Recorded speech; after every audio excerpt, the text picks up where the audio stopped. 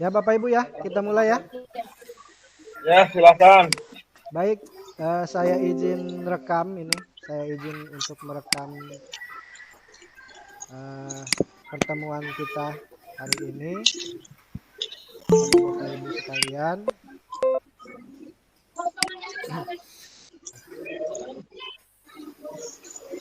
Suara saya terdengar jelas Bapak Ibu? Ya, jelas. Baik. Mohon izin Pak Eli Abdi ya mulai. Mangga, lanjutkan. Mangga. Bapak Ibu sekalian, Assalamualaikum warahmatullahi wabarakatuh. Waalaikumsalam warahmatullahi wabarakatuh. Yang saya hormati Bapak Kepala Sekolah SDN 1 dan SDN 2 Cipining. Yang saya hormati pula Bapak dan Ibu Dewan Guru SDN 1 dan SDN 2 Cipining. Para guru hebat sebagai tonggak masa depan bangsa Indonesia ke depan. Pertama-tama marilah kita panjatkan puji dan syukur kehadirat Allah Subhanahu wa taala karena pada hari ini kita dapat bertemu walaupun tidak secara langsung akibat keterbatasan kita, yaitu semoga di ruang virtual meeting ini kita tetap bisa beraktivitas seperti biasa dan memberikan manfaat untuk semuanya, terutama untuk pendidikan kita. Salawat serta salam semoga selalu tercurahkan kepada baginda Nabi besar Muhammad Sallallahu Alaihi Wasallam beserta para keluarganya, para sahabatnya, dan kita semua selaku pengikutnya. Semoga kita semua selalu mendapatkan syafaatnya hingga yaumil akhir nanti. Bapak Ibu sekalian, yang pertama saya ucapkan terima kasih kepada Bapak Ibu yang telah berkenan hadir pada pertemuan virtual kita hari ini. Saya minta waktunya Bapak Ibu 1 jam saja untuk berbagi pemahaman dan pengalaman saya dalam mengikuti pendidikan guru penggerak. Jadi istilah nama tong sorangan baik itu. Jadi minimal saya ada sharing kepada Bapak Ibu sekalian mengenai apa yang telah saya pelajari. Bapak Ibu sekalian, izinkan saya membuka pertemuan kita hari ini dengan mengucapkan bismillah. Bismillahirrahmanirrahim. Bismillahirrahmanirrahim. Ya. Apakah sudah nampak Bapak Ibu di layar Bapak Ibu materi yang akan saya ini tampilkan? Sudah. Baik, terima kasih Bapak Ibu atas responnya. Bapak Ibu sekalian, pada kegiatan kali ini saya akan sharing pemahaman kepada Bapak Ibu mengenai salah satu modul yang ada pada pendidikan guru penggerak, yaitu modul budaya positif. Untuk diketahui bahwa angkatan 6 ini saya akan menjalankan 10 modul Bapak Ibu, dan sekarang sudah sampai di modul yang ke-6. Salah satunya yaitu modul budaya positif yang harus saya share ke Bapak Ibu sebagai mana Bapak Ibu merupakan rekan sejawat saya di lingkungan sekolah. Mohon izin Bapak Ibu untuk mematikan mikrofon untuk sementara ya. Nanti setelah ini, setelah saya sharing pemahaman dan sharing pengalaman saya terkait budaya positif, nanti ada sesi diskusi dan tanya jawab. Nanti baru kita bisa saling berinteraksi satu sama lain. Untuk sementara saya minta untuk dimatikan dulu ya Bapak Ibu ya mikrofonnya. Suaranya Pak De. Suaranya apa Pak? Kurang jelas. Terdengar jelas Bapak Ibu?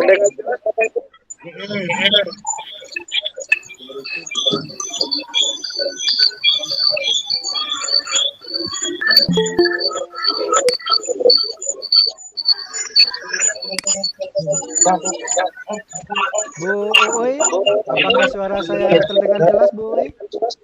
Ya, jelas Pak. Baik, saya bisa lanjutkan ya Bu ya? Lanjut Pak. Baik. Baju.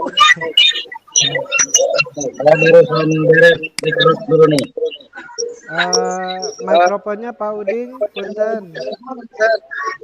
Ya, aya feedback di dia, aya feedback.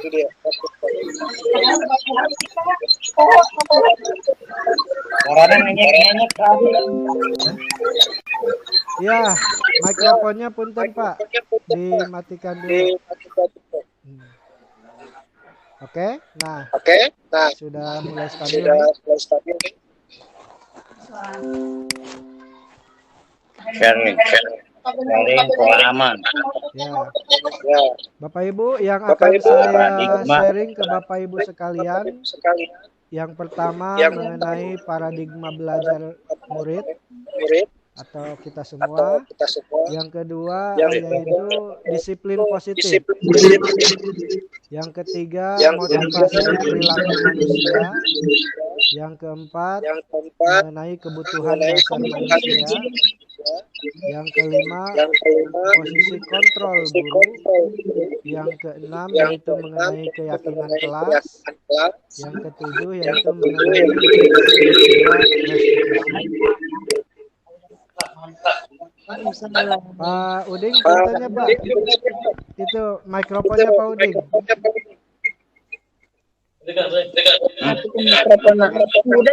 Pak Uding punten Pak. Nanti belum. Oke. Biar kita bisa terdengar oleh yang lainnya. Nanti ada sesi diskusi baru kita buka ya Bapak Ibu untuk saling berkomunikasi. Sementara saya lanjutkan dulu nih.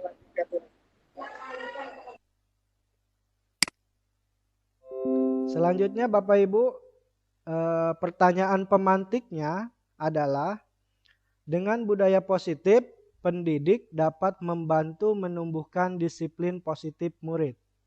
Nah, jadi kita akan mendisiplinkan murid dengan cara disiplin yang positif dan dengan budaya positif. Bagaimana itu caranya atau prosesnya, serta bagaimana menindaklanjuti perilaku murid di sekolah, itu yang akan mulai kita pelajari di sini. Akan saya share pemahamannya, nanti boleh Bapak Ibu komentari pada saat sesi diskusi nanti ya, kita sharing aja. Diawali, nah dari ini, paradigma belajar yang pertama. Seperti yang Bapak Ibu lihat di sini, coba Anda bayangkan bahwa Anda menyimpan sesuatu yang sangat berharga di dalam kepalan tangan kita. Lalu Anda perlu menjaga benda tersebut sekuat tenaga Anda karena begitu pentingnya untuk kehidupan Anda benda tersebut. Sedangkan bayangkan juga rekan Anda yang lain mencoba dengan segala cara untuk membuka kepalan tangan Anda tersebut. Teman Anda boleh membujuk, boleh menghardik, boleh mengintimidasi, boleh memarahi, boleh menggoda, boleh menggelitik, bahkan boleh juga menawari Anda uang agar Anda bersedia membuka kepalan tangan Anda. Nah, Bapak Ibu sekalian, maksud dari apa yang ditampilkan di sini bahwa ketika kita memiliki sesuatu yang penting di kepalan tangan kita dan ada rekan kita yang memaksa kita untuk membuka kepalan tersebut, apakah yang terjadi? Apakah kita akan membuka kepalan tersebut? Apakah kita tidak membuka? Nah, itu pertanyaannya. Nah, tentunya kontrolnya, kendalinya ada pada diri kita sendiri. Bukan begitu Bapak Ibu? Ya, misalkan begini ya, mau ditawarin uang sebanyak-banyaknya pun jika yang benda di kepalan tangan kita ini sangat berharga untuk kita, pastinya kita akan tetap menggenggamnya gitu ya. Jadi tetap mau dibujuk, mau dihardik, mau diintimidasi, mau dimarahin, mau digoda, mau digelitikin, mau dikasih uang, dikasih apapun. Kalau itu tidak sesuai dengan apa yang kita yakini, maka tetap ini akan dalam genggaman kita. Gitu ya Bapak Ibu ya. Jadi yang memegang kendali atas genggaman tersebut adalah kita sendiri. Demikian pula Bapak Ibu ketika kita belajar. Jadi apakah kita ingin belajar seperti apa, mau jadi yang seperti apa, itu ada pada diri kita sendiri. Begitu. Kendalinya ada di dalam diri kita sendiri. Itu paradigma yang pertama Bapak Ibu. Apakah masih muncul ini tampilan layarnya? Boleh satu orang merespon saya? Oke, baik Pak Muhyiddin, terima kasih. Bapak Ibu, sekarang saya tampilkan paradigma belajar. Di sana ada 2 paradigma belajar. Yang pertama paradigma belajar stimulus respon. Yang kedua paradigma belajar teori kontrol. Belajar di sini dalam arti luas ya Bapak Ibu ya, bisa terhadap murid kita, bisa juga sebagai pribadi kita sendiri. Nah, untuk yang pertama stimulus respon, yaitu paradigma atau pandangan ketika kebutuhan kita itu dianggap sama semuanya. Sedangkan pada teori kontrol mengatakan bahwa realitas atau kebutuhan setiap manusia atau setiap murid itu berbeda-beda. Nah, kalau kita lihat yang kedua, semua orang melihat hal yang sama. Pada teori kontrol, semua orang memiliki gambaran yang berbeda. Untuk yang ketiga, kita mencoba mengubah orang agar berpandangan sama dengan kita. Sedangkan menurut teori kontrol, bahwa kita berusaha memahami pandangan orang lain tentang dunia. Menurut stimulus respon, perilaku buruk dilihat sebagai suatu kegagalan atau kesalahan. Nah, berdasarkan teori kontrol, semua perilaku itu pasti memiliki tujuan tertentu. Jadi tidak ada istilah gagal, tidak ada istilah salah. Ini paradigma belajar ya Bapak Ibu ya. Lanjut kita untuk stimulus respon, orang lain bisa mengontrol saya. Menurut teori kontrol, bahwa hanya Anda yang bisa mengontrol diri Anda sendiri. Menurut stimulus respon, saya bisa mengontrol orang lain. Dan menurut teori kontrol, Anda tidak bisa mengontrol orang lain. Selanjutnya, stimulus respon yang selanjutnya, pemaksaan ada pada saat bujukan gagal. Menurut teori kontrol, kolaborasi dan konsensus menciptakan pilihan-pilihan baru. Pada stimulus respon, model berpikir yang diutamakan adalah berpikir menang dan kalah. Dan menurut teori kontrol, pemikirannya adalah model berpikir tentang menang dan menang. Itu Bapak Ibu. Ini adalah kita mempelajari bagaimana seseorang belajar gitu Bapak Ibu ya. Saya lanjut.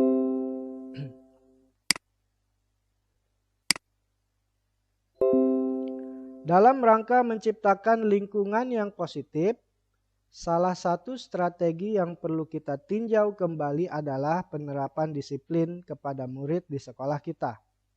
Nah, apakah penerapan disiplin di sekolah kita ini telah efektif? Apakah masih perlu ditinjau kembali? Nah, tentu Bapak Ibu punya pandangan yang berbeda-beda.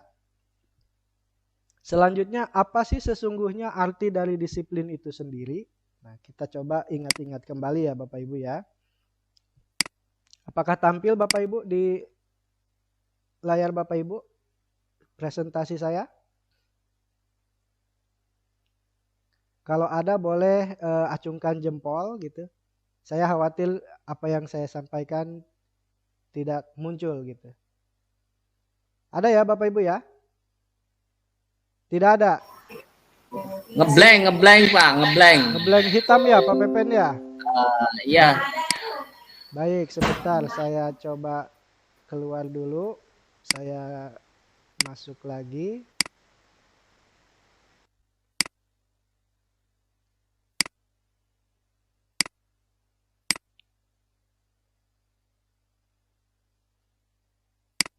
Mohon izin Bapak Ibu, tunggu sebentar.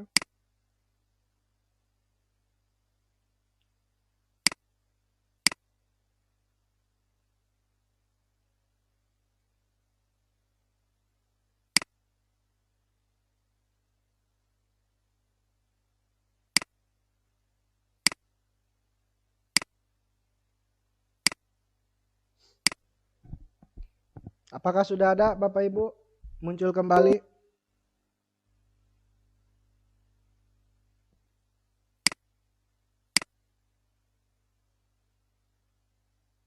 Sudah ada belum Bapak Ibu?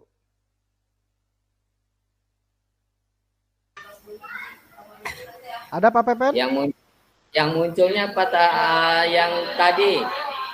Masih yang tadi kan? Ah, Nah, sekarang di sini makna kata disiplin. Sudah muncul belum ya? Ngeblank. belum Pak, masih ngeblank Pak. Oke, sekarang? Nah, baru Oke. makna kata disiplin. Terima kasih Pak Pepen. Saya lanjutkan. Bapak Ibu, tadi kita sampai pada pemahaman apa itu sesungguhnya arti kata disiplin. Di sini saya punya dua makna kata disiplin. Ada yang sebelah kiri dan ada yang sebelah kanan. Coba, saya ingin tanya ke Bapak Ibu, kira-kira makna kata disiplin yang sesuai dengan pemahaman Bapak dan Ibu itu yang mana? Apakah yang hijau? Apakah yang kuning?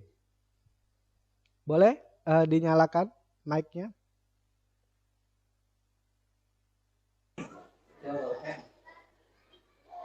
Ya Pak Adi. Saya yang warna hijau. Silakan. Pak Pepen dulu deh, Pak Pepen. Nah, iya. Bisa mendengar saya Pak Pepen? Iya, Pak. Boleh Pak Mungkin ya. Pepen, silakan. Menurut Pak Pepen, Ya. makna kata disiplin itu yang mana cenderungnya? Apakah yang hijau, apakah yang kuning? Ya, hijau Pak. Hijau. Sesuatu yang dilakukan atau sesuatu yang dilakukan seseorang pada orang lain untuk mendapatkan kepatuhan. Kita kan harus apa ya? Patuh. Ya, seperti itu Pak. Oke, Pak Pepen terima kasih atas pendapatnya. Tadi Iya. ada Ibu Uui ya yang mau berpendapat tadi. Boleh Ibu Uui? Iya, itu. Saya duluan saya yang lain. Silakan Bu Uui. Menurut Bu Uui yang mana nih? Sama nggak apa-apa? Beda juga nggak apa-apa. Silakan Bu Uui. Yang hijau Pak, saya warnanya hijau. Bu Uui cenderung kepada yang hijau. Nah ini ada yang raise hand nih. SDN 1 Cipinang. Pak Uding ya? Pak Uding. Boleh Pak Uding? Menurut Pak Uding bagaimana? Gini. Ya Pak Uding. Saya juga cenderung ke sesuatu yang dilakukan seorang pada orang lain untuk mendapat kepatuhan. Baik. Ya. Ini kalau kita bandingkan dengan berperilaku dengan seorang pada nilai kebijakan universal dan memiliki motivasi listrik. Nah, ini menurut saya agak ribet juga ini. Oh gitu ya Pak. Jadi yang praktiknya yang biru. Hijau. Yang hijau ya Pak ya. Hijau. Mata saya biru tapi hijau sebenarnya. Siap. Ini Sementara terlalu saya yang ini Pak ya. terlalu ribet dan banyak apa ya langkah-langkah yang harus kita lakukan. Jadi simpelnya yang hijau lah. Baik. Menurut aku. Luar biasa Pak Uding. Kuning. Terima kasih pendapatnya Pak Uding. Saya mau tanya kepada Bapak Ibu semua, apakah ada yang cenderung pilih yang kuning? Saya Oke, Bu Tini. Silakan Bu Tini sampaikan alasannya. alasannya karena ini kan mengacu pada semua kebajikan. Jadi kepatuhan itu kan diperuntukkan untuk tujuannya untuk kebajikan. Baik. Gitu. Terima kasih. Ibu Tini atas pendapatnya. Bapak Ibu, mohon izin saya lanjutkan. Makna kata disiplin yang sesuai dengan pemahaman yang saya pelajari pada pendidikan guru penggerak adalah yang berwarna kuning, Bapak Ibu. Ya, jadi kata disiplin ini lebih cenderung kepada yang kuning, yaitu berperilaku dengan mengacu pada nilai-nilai kebajikan universal dan memiliki motivasi dari intrinsik dari dalam diri sendiri. Dalam hal pembelajaran disiplin kepada siswa, maka disiplin itu baiknya muncul dari dalam diri siswa sendiri, gitu ya. Singkatnya seperti itu. Nanti Pak Uding bisa ini Pak Uding ya, kita diskusi di sesi diskusi. Siap. Saya lanjut dulu Pak Uding ya. Oke nih Bapak Ibu. Disiplin positif. Ternyata disiplin juga belum cukup, tapi harus ada disiplin positif. Nah, apa itu? Coba kita baca ya. Tujuan dari disiplin positif adalah menanamkan motivasi pada murid-murid kita, yaitu untuk menjadi orang yang mereka inginkan dan menghargai diri sendiri dengan nilai-nilai yang mereka percaya, Bapak Ibu. Ketika murid-murid kita memiliki motivasi tersebut, mereka telah memiliki motivasi intrinsik yang berdampak untuk jangka panjang. Motivasi yang tidak akan terpengaruh pada adanya hukuman atau hadiah. Gitu. Mereka akan tetap berperilaku baik dan berlandaskan nilai-nilai kebajikan karena mereka ingin menjadi orang yang menjunjung tinggi nilai-nilai yang mereka hargai atau untuk mencapai suatu tujuan mulia.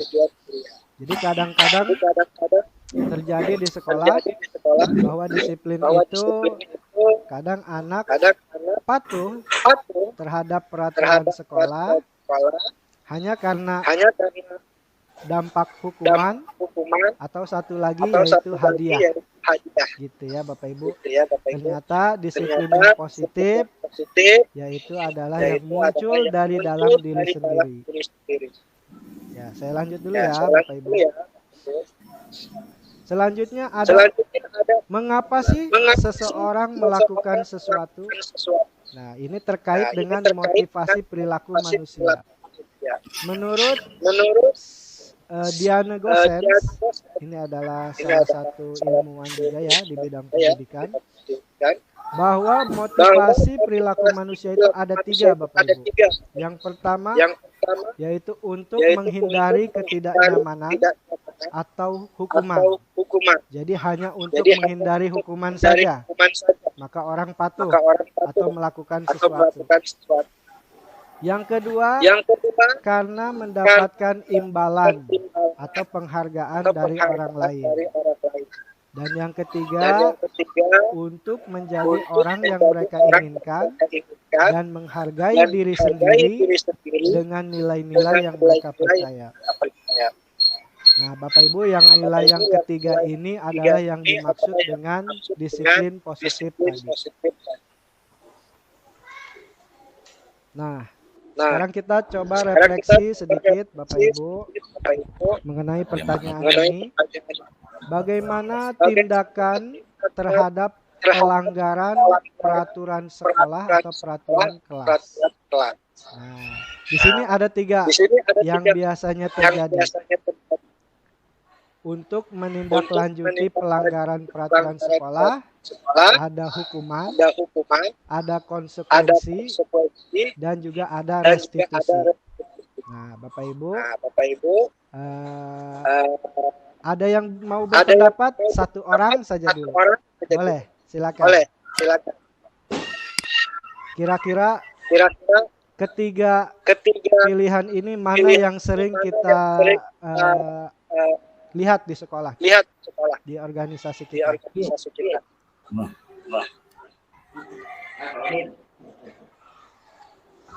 Apa saya lanjut dulu ya?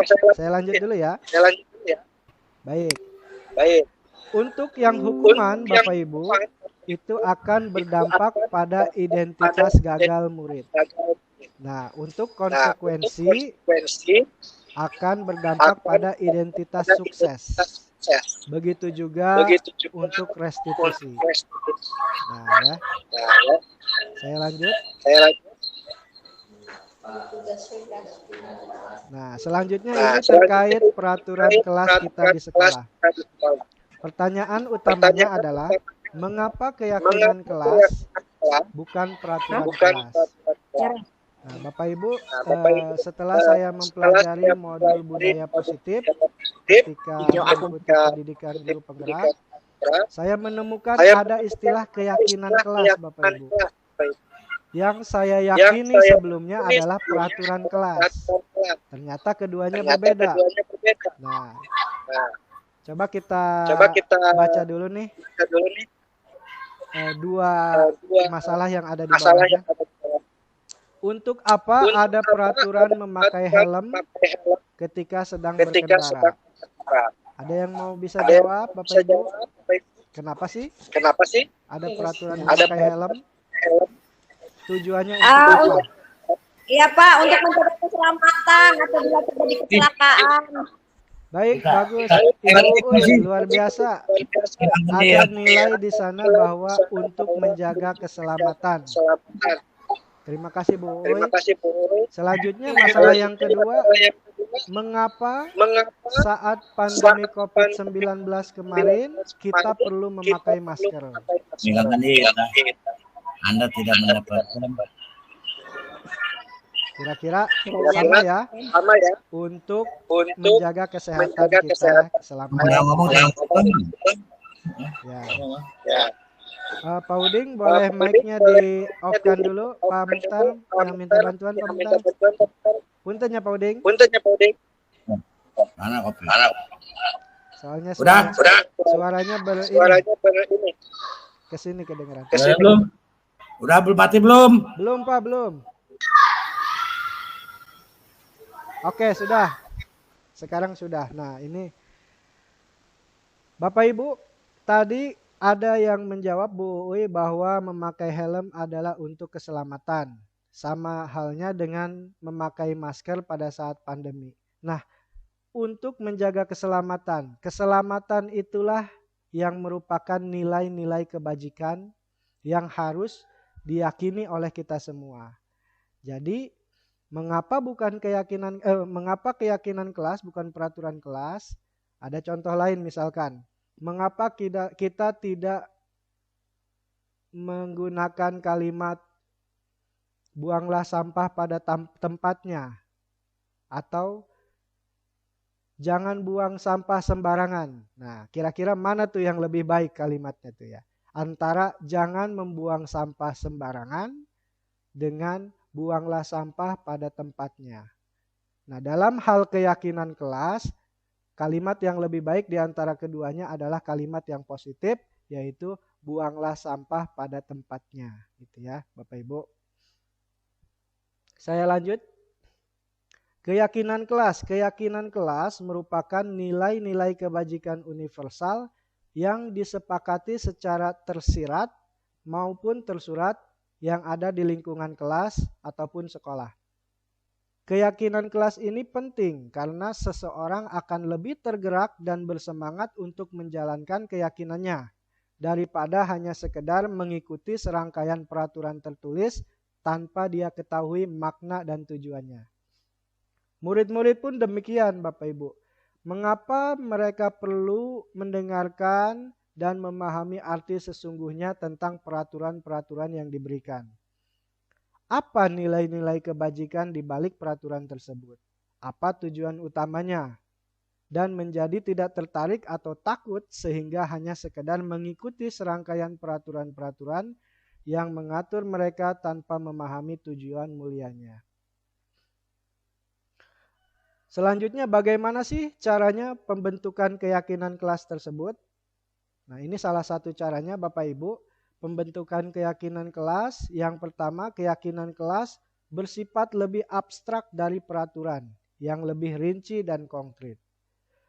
Yang kedua, keyakinan kelas berupa pernyataan-pernyataan universal atau umum, lebih umum gitu Bapak Ibu ya.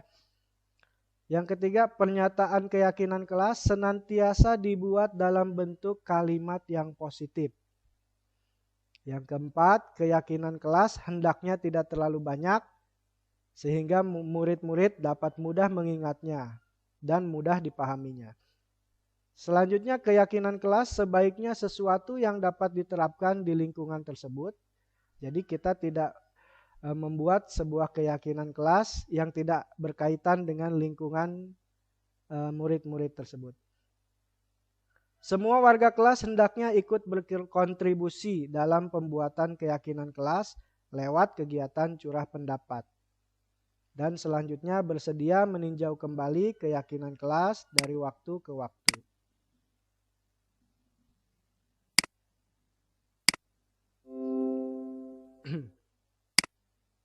Bapak Ibu, saya sudah mencoba untuk membuat sebuah keyakinan kelas untuk kelas 5 di kelas saya. Kira-kira bentuknya seperti ini. Jadi keyakinan kelas itu adalah bentuk lain dari peraturan kelas, namun disampaikan dalam kalimat-kalimat yang positif.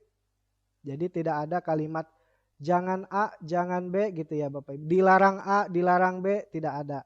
Jadi melainkan lebih kepada kalimat-kalimat yang positif yang berasal dari keyakinan murid masing-masing.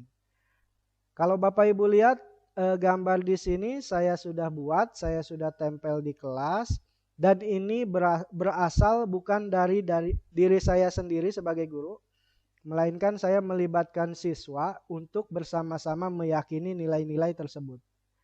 Sehingga kedepannya siswa-siswa mengingat, oh iya dulu kita pernah membuat keyakinan kelas bersama seperti ini ya, kenapa kita tidak menjalankannya gitu kan.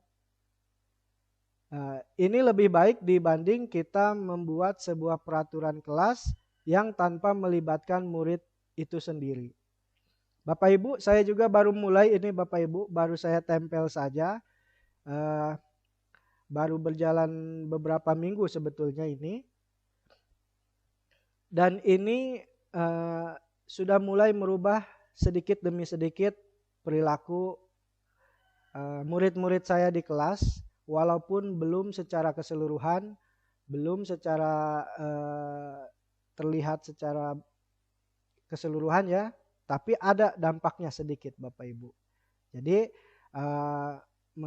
melalui pertemuan ini saya mengajak Bapak Ibu sekalian juga untuk membuat hal yang seperti ini, gitu ya Bapak Ibu. Nanti kita bisa diskusi mengenai keyakinan kelas ini, pembuatannya seperti ini nanti di sesi diskusi. Saya lanjut dulu ya Bapak Ibu. Selanjutnya Bapak Ibu, saya juga akan menyampaikan kebutuhan dasar manusia. Nah, apa sih kaitannya kebutuhan dasar manusia dengan disiplin positif tadi atau dengan keyakinan kelas tadi?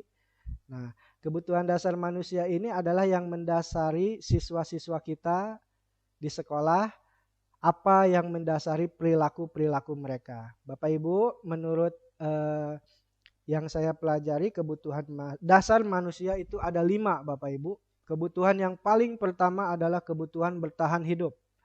Kebutuhan ini nanti ada penjelasannya. Yang kedua adalah kebutuhan akan kasih sayang. Yang ketiga kebutuhan akan kebebasan. Yang keempat kebutuhan akan kesenangan.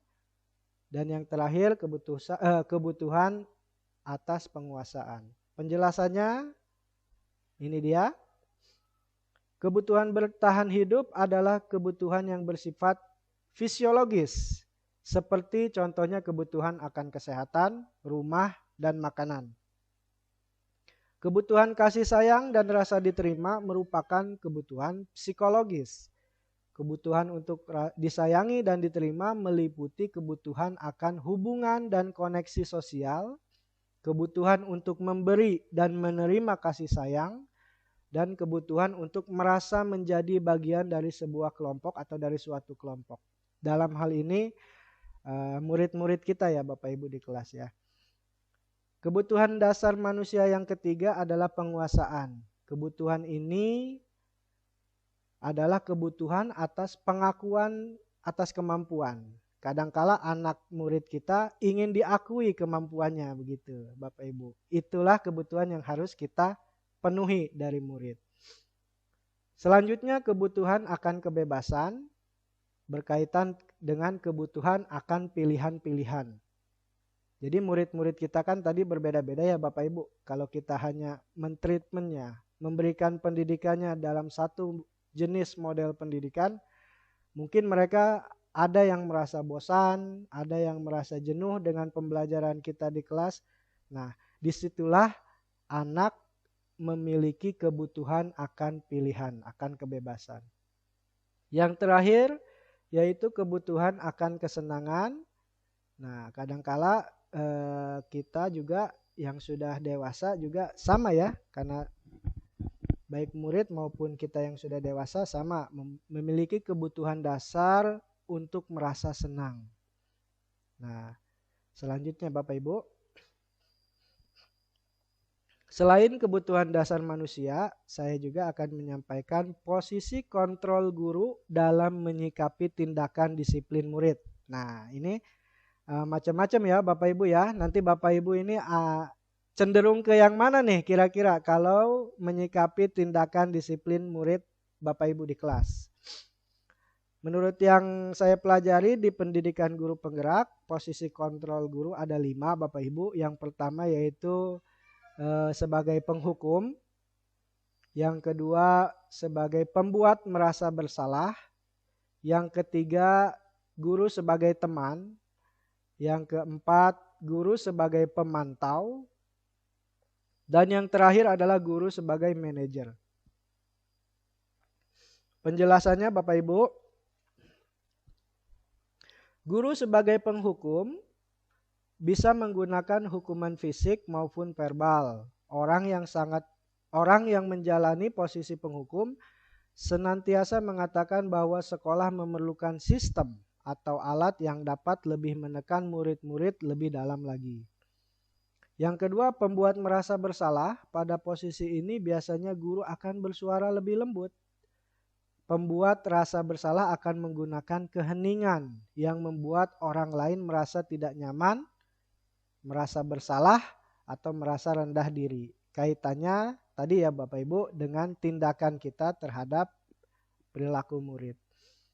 Ada juga guru yang sebagai teman. Pada posisi ini, guru tidak akan menyakiti murid, namun akan tetap berupaya mengontrol murid melalui persuasi. Posisi teman pada guru bisa negatif maupun bisa positif.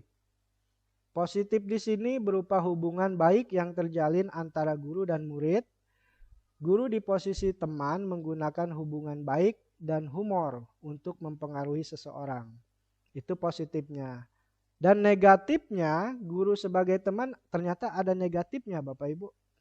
Apa itu? Ketika guru ini tidak hadir di sekolah dan ada guru lain yang menggantikan, siswa akan cenderung menolak keberadaan guru yang menggantikan tersebut. Dan inilah dampak negatif dari guru sebagai teman. Jadi tidak sepenuhnya positif ternyata ya. Saya juga baru tahu ini.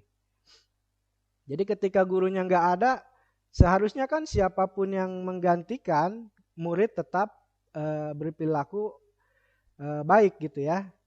Nah, tapi kadangkala murid hanya ingin kepada gurunya yang sebagai teman tadi. Selanjutnya guru sebagai pemantau. Pemantau artinya mengawasi. Pada saat kita mengawasi, kita bertanggung jawab atas perilaku orang-orang yang kita awasi. Posisi pemantau berdasarkan pada peraturan-peraturan dan konsekuensi. Jadi posisi guru sebagai pemantau di sini cenderung melakukan sesuatu kepada murid berdasarkan peraturan-peraturan yang telah dibuat. Gitu. Itu fungsinya sebagai pemantau. Dan yang terakhir adalah posisi guru sebagai manajer Bapak Ibu. Dan inilah yang seharusnya kita lakukan sebagai guru. yaitu di mana guru berbuat sesuatu bersama dengan murid, mempersilahkan murid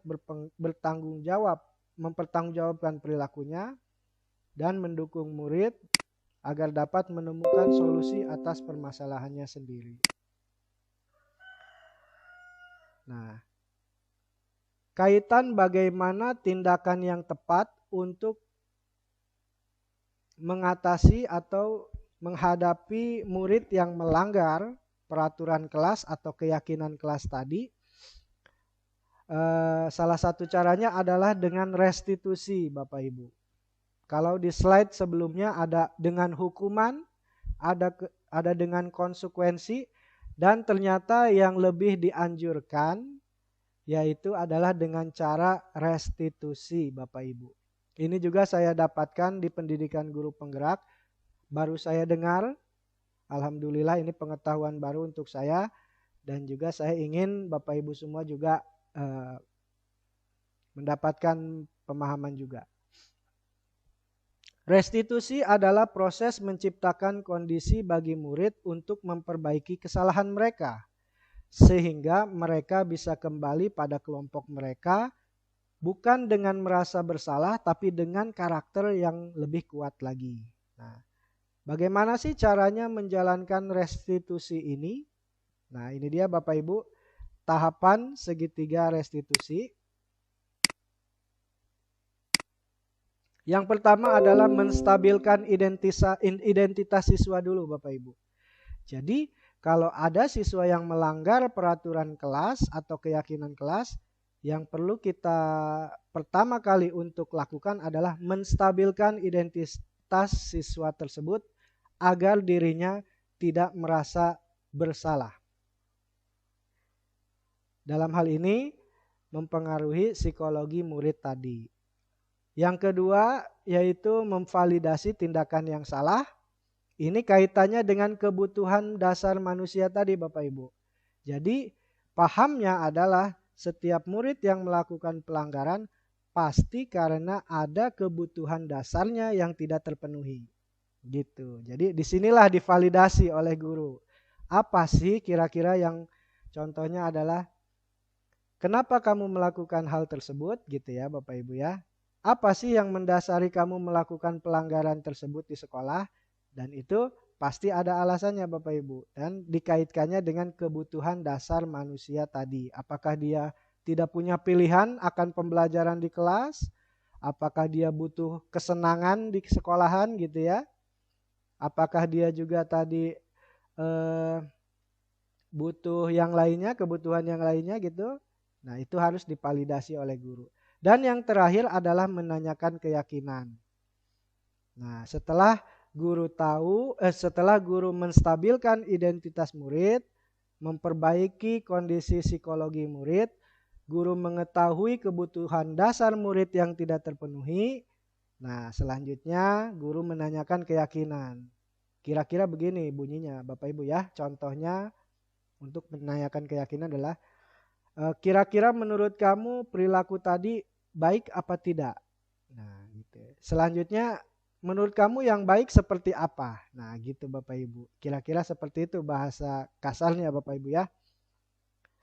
Nah, tahapan segitiga restitusi ini merupakan tahapan yang dipercaya akan mengembalikan murid pada kelompoknya untuk memiliki kepribadian yang lebih kuat lagi.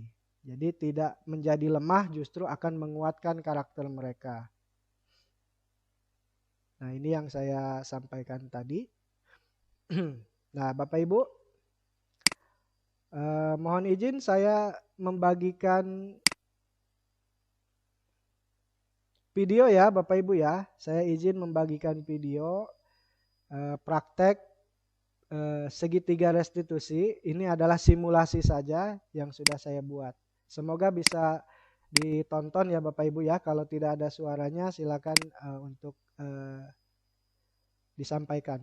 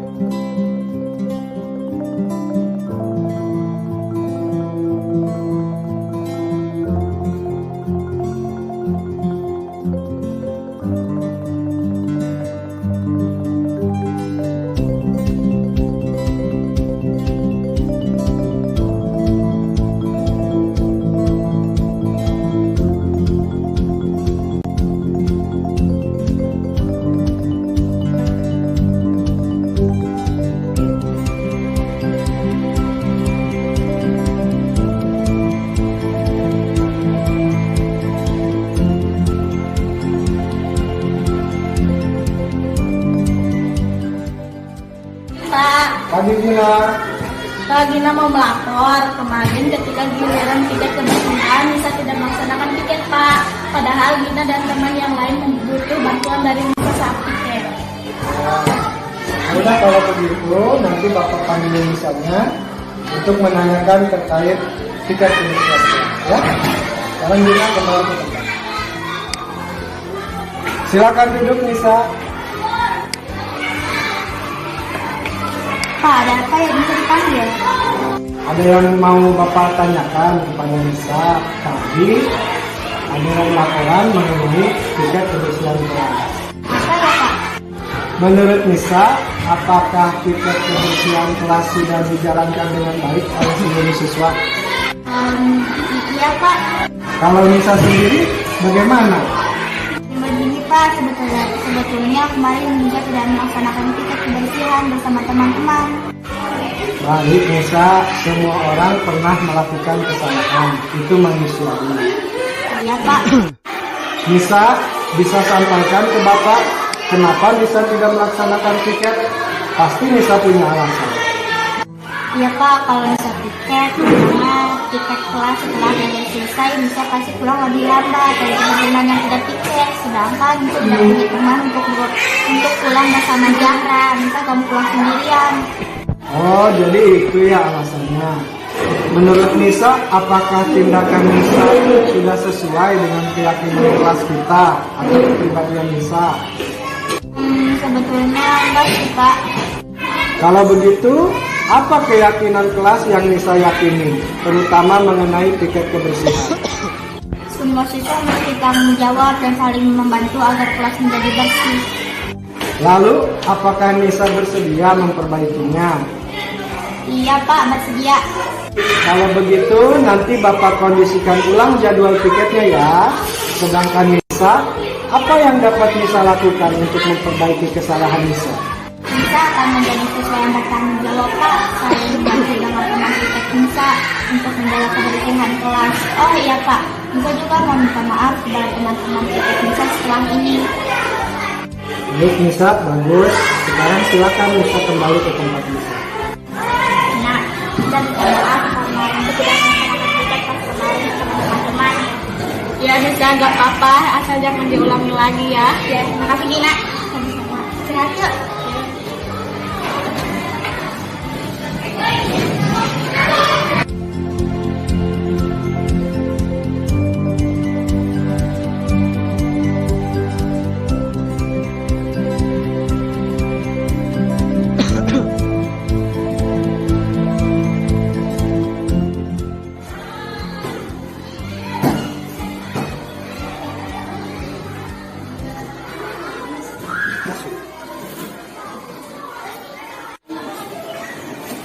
Kamu lagi ngapain?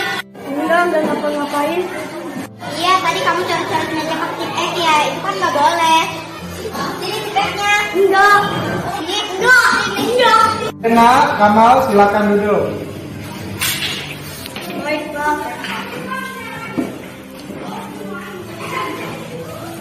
Lena, Kamal, apa yang barusan terjadi?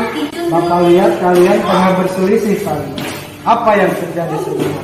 Coba sampaikan. Itu Pak, tadi kamu mencoret-coret meja dan kursi menggunakan tip F, tapi saat Zena mau terima-terima, malah kamu tidak terima dan malah membentak Zena. Dan kamu yang duluan bentak-bentak. Sudah. Kamal, bagaimana menurut Kamal? Apa benar yang dikatakan Zena tadi bahwa Kamal mencoret-coret meja dan kursi? Itu iya Pak, iseng aja Pak, tetapi Zena juga membentak saya. Jadi kami berselisih. Baik Kamal, kamu bukanlah siswa pertama yang melakukan hal ini. Sekarang, Bapak bukan mau mencari siapa yang salah. Bapak mau cari solusi menyelesaikan masalah ini. Iya Pak. Kamal, bolehkah Bapak tahu kenapa Kamal melakukan hal ini? Coba sampaikan ke Bapak. Itu Pak, saya pas istirahat malas untuk bermain dengan teman, maka saya iseng aja. Kamu sedang senang menjadwal ya Kamal? Saya sedang senang membuat gambar-gambar tokoh kartun. Menurut Kamal, ada tidak cara lain yang lebih baik untuk membuat gambar yang kamu senangi itu? Iya Pak, ada. Sekarang Zena, bagaimana menurut Zena? Mengapa Kamal marah saat Zena mengingatkannya akan keyakinan kelas? Sepertinya Kamal marah kepada Zena karena mungkin Zena mengingatkan Kamal dengan suara tinggi ya Pak. Benar Zena. Menurut Zena, adakah cara lain yang lebih baik? Ya Pak, dengan cara baik-baik ya Pak. Sekarang, apa kalian berdua bersedia untuk memperbaikinya? Iya Pak. Iya Pak. Zena, Kamal, apa keyakinan kelas yang kalian yakini terkait peristiwa ini? Apa seharusnya Kamal tidak membuat gambar di meja karena akan merusak kelas ke depan. Kamal akan membuat gambar yang Kamal senangi di buku gambar. Kalau Zena bagaimana? Iya Pak, menegur dan mengingatkan teman akan hal baik harus dilakukan dalam cara yang baik juga Pak. Bagus. Bapak kira sekarang kalian sudah memiliki keyakinan kelas terkait persoalan tadi.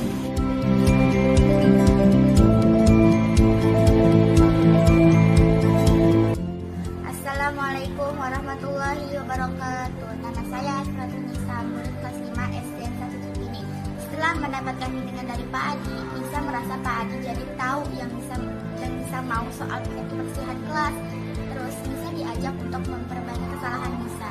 Bisa jadi sadar kalau dengan melaksanakan keyakinan kelas, kita belajar menjadi murid yang lebih bertanggung jawab. Terima kasih Pak Adi. Wassalamualaikum warahmatullahi wabarakatuh. Assalamualaikum warahmatullahi wabarakatuh. Nama saya Jayana, murid kelas 5 SD 1 Cikini. Setelah mendapat bimbingan dari Pak Adi, Jayana merasa diberi kesempatan untuk memperbaiki kesalahan Jayana. Jayana juga sadar kalau keyakinan kelas dibuat untuk dilaksanakan bersama-sama agar menjadi murid yang lebih baik lagi. Terima kasih Pak Adi. Wassalamualaikum warahmatullahi wabarakatuh.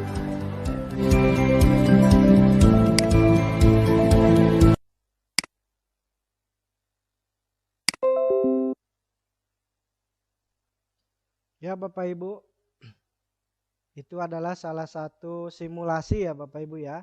Simulasi mengenai praktek segitiga restitusi di kelas. Oke, Bapak Ibu, setelah saya menyampaikan mengenai disiplin positif, keyakinan kelas, dan segitiga restitusi tadi, sekarang waktunya kita berdiskusi. Nah, apabila ada dari Bapak Ibu sekalian hal yang ingin ditanyakan atau ada yang kita ingin diskusikan, sekarang dipersilakan untuk Bapak Ibu. Silakan Pak Uding, Bu Tini, ada yang mau disampaikan? Boleh nyalakan mic-nya Bapak Ibu kalau misalkan ada yang ingin disampaikan. Pak, Ya Bu Tini. Saya ingin tahu atau ingin tadi kan contoh-contoh apa keyakinan kelas itu kecil banget, saya tidak terlihat. Jadi saya pengen nanti lihat contoh keyakinan kelas itu. Baik Bu Tini, terima kasih atas apa yang disampaikan. Ya Bu, tadi kecil sekali Bu ya, tidak terlihat kalau di perangkat. Nanti kita bisa sama-sama Bu ya melihat contohnya di kelas. Makasih Ibu. Ada yang lain Bapak Ibu? Pak Uding mungkin? Atau Bu Uy? Atau yang lainnya? Ya, halo. Siap. Ada yang mau disampaikan Pak Uding? Silakan. Ya, restitusi tadi segitiga ya. Di sana kan ada kasus 1 dan kasus 2. Cuma di dalam kasus 1 dan kasus 2 saya tidak jelas antara argumentasi para siswa ini apa sih yang mereka pembicaraan, bagi telinga saya kurang jelas. Tapi kasus 1 dan kasus 2 ini belum saya tertangkap jelas ya kasusnya ini ya. Ya. Karena tadi kurang begitu jelas tentang pembicaraan mereka ya di antara kasus satu dan kasus dua ya. Jadi mungkin langkah berikutnya sebagai PR tadi itu kita bisa mendengar lagi argumentasi apa yang sedang mereka bicarakan. Ada hal-hal yang salah gitu. Ya. Terima kasih Pak Uding atas apa yang disampaikannya. Betul sekali Pak, memang salah satu kendalanya adalah itu ya Pak ya, suaranya tidak terdengar jelas sehingga tidak sampai kepada rekan-rekan di sekolah. Yang pertama tadi Pak, kasusnya mengenai piket kebersihan kelas. Jadi ada pelanggaran yang dilakukan oleh murid bernama Nisa yang tidak mengerjakan atau tidak melakukan piket kebersihan kelas. Nah, di sana yang dilakukan guru adalah yang pertama tidak menghakimi Nisa secara langsung, tidak menghukum, gitu ya Pak ya. Jadi dia bertanya terlebih dahulu, kira-kira apa sih yang menjadi kendala Nisa sehingga Nisa tidak mengikuti atau melakukan piket kelas. Selanjutnya disampaikan oleh Nisa bahwa ia ternyata di sana dijelaskan atau disimulasikan rumahnya jauh dan tidak ada teman pulang gitu Pak Uding kalau ketika pulang. Nah, jadi, yang kasus dua nih. Nah, yang kasus dua itu tentang mencoret-coret meja Pak Uding. Ada murid bernama Kamal mencoret-coret meja, tiba temannya dengan membawa kalimat peraturan kelas bahwa mencoret-coret meja itu jangan mencoret-coret meja, kata teman yang satunya tadi. Nah, ketika diperingati oleh temannya, mereka tidak terima dan ribut gitu berdua. Nah, di sini peran guru masuk melakukan segitiga restitusi tersebut. Pak Uding, saya punya satu yang ingin disampaikan terkait Pak Uding nih. Saya yakin Bapak Ibu guru semua yang ada di SDN 1 dan di SDN 2, saya yakin pada dasarnya mungkin sudah melakukan praktek restitusi tersebut kepada murid-murid. Namun mungkin istilahnya seperti apa gitu Pak Uding ya, apakah ini namanya apa gitu. Baru kali ini saya juga mendengar restitusi, tapi saya meyakini terutama Pak Uding dan guru-guru senior, Bu Tini dan yang lainnya, saya yakin pernah melakukan praktek restitusi tersebut gitu. Silakan Pak Uding. Padi, restitusi segitiga artinya segitiga nih ya. Iya Pak. Di sana murid 2 orang plus guru, itu pengertian daripada segitiga. Segitiga punten Pak Uding, pengertian segitiga. Restitusi pengertian segitiga aja ya. Ya. Bukan ini ya, restitusi segitiga. Di sana kan ada 2 suku kata restitusi segitiga. Nah, yang saya tanyakan, segitiga ini pengertian dari segitiga murid dan guru gitu kan. Atau gimana? Ya, terima kasih Pak atas yang disampaikan. Ya. Berdasarkan pemaparan tadi, yang dimaksud segitiga restitusi adalah cara guru dalam memperbaiki kesalahan siswa dan mengembalikan siswa ke kelompoknya dengan karakter yang lebih kuat. Yang dimaksud 3 ini Pak adalah 3 langkah tadi Pak. Yang pertama, menstabilkan identitas siswa. Artinya ketika ada siswa yang melanggar, kita tidak langsung menghakimi, tidak langsung menghukum gitu ya Pak, tapi kita sampaikan dulu bahwa apa yang dilakukannya itu bisa juga terjadi oleh murid yang lain atau itu masih manusiawi dan sebagainya.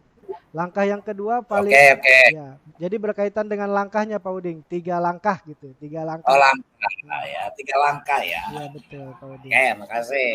Makasih Bapak atas ini sharing-sharingnya, luar biasa. Ada lagi Bapak Ibu yang ingin bertanya atau ingin menyampaikan sesuatu?